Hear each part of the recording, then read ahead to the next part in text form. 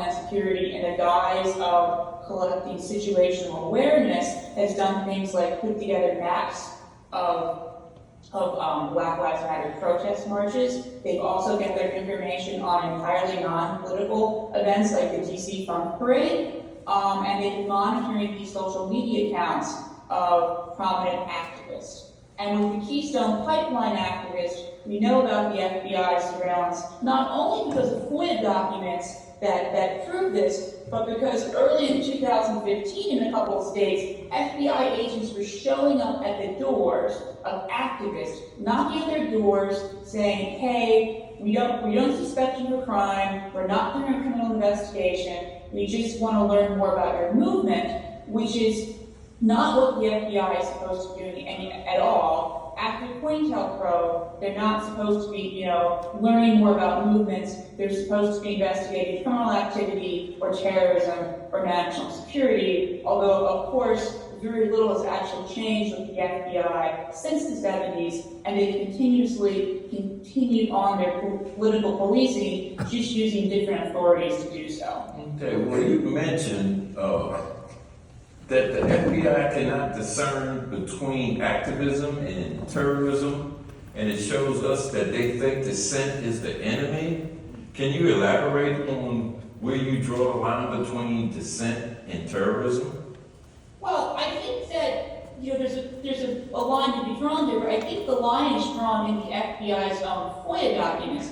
When they're looking at a counterterrorism investigation into Occupy Wall Street, they repeatedly mention it's a non-violent movement. When they're looking at the School of the Americas Watch, they continuously say the group had peaceful intentions. So then, if they're not a violent movement, if they have peaceful intentions, and all they're doing is protesting, that's very clearly to me dissent, and that should not warrant counterterrorism surveillance unless you think that activism is for some reason synonymous with terrorism, or if you think that activism is likely to lead to terrorism. So either my friends at the J. Edgar Hoover building, who are only a couple of blocks away from where I am in DC right now, have no idea the difference between activism and terrorism, or they think that they're one and the same, and they're doing the same thing they've always done, which is serve as the political police of the United States of America. Yeah. So have things not changed since the 60s when COINTELPRO expanded its surveillance into domestic activist groups? In fact, I'm a victim of that particular program myself. When I was a member of the Black Panther Party, they actually put agent provocateurs in our organization and created all kinds of activities that end up destroying the Black Panther Party. Can you talk about the letter that's initiated by the Bill of Rights Defense Committee and the Defend and Dissent Foundation to investigate the FBI? What do you hope would be the outcome of this? Well, to answer your first question, I'm always hesitant to say that things haven't changed at all, because a lot of social movements have put a lot of pressure and they've won important concessions. However, in some ways they haven't changed, and the thing to remember is that while after the Church Committee, the FBI is no longer supposed to be investigating subversive activities or subversive groups, they're supposed to be investigating crime or counterterrorism, they still do that. The groups they investigate under their counterterrorism powers are racial justice groups, anti-war groups, economic justice groups, the same groups that Hoover was targeting as subversives. And in the case of the Black Panther Party, they actually continued on their surveillance of them after COINTELPRO ended under their new powers. So while the FBI no longer is tasked with investigating quote-unquote subversives or quote-unquote radicals, they continuously use their counterterrorism authority to spy on political groups. And they always go, oh, we don't do political surveillance, we do counterterrorism surveillance. But if many of the groups you're looking at are just nonviolent political groups, it's very clear they're doing political surveillance. Another example of continuation is that, the Communist Party was the first group targeted under COINTELPRO, and after the new reforms are put in place, the FBI continued to spy on the Communist Party, only now as like a foreign counterintelligence espionage investigation.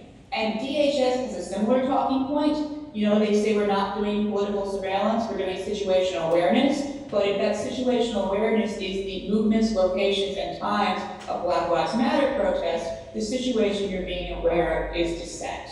So there's obviously been, you know, a significant number of revelations since COINTELPRO. There's been significant other attempts at oversight. In 1989, the Senate Intelligence Committee did an investigation into the FBI spying under its counterterrorism authority into the Committee in Solidarity with the People of El Salvador. In 2010, the Inspector General did a report about FBI counterterrorism investigations into PETA, People for the Ethical Treatment of Animals, the Catholic Workers Movement.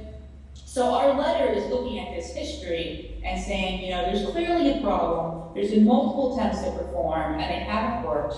And what we want Congress to do, specifically the Senate and House Judicial Committees, is to have another investigation, not just a single hearing, but actually have an investigation like they did in the 80s when it turned out the FBI was spying on Central American solidarity groups and released a substantial public report that answers 5 questions. The first question is, why was School of the Americas Watch, Black Lives Matter, the Keystone Pipeline groups, and Occupy Wall Street selected for surveillance? The second question is, we want them to answer, is why did they keep spying on these groups even though they continuously said they were peaceful groups? The third question we want to have answered is what role was, you know, local law enforcement play in working with the DHS and FBI to spy on dissent.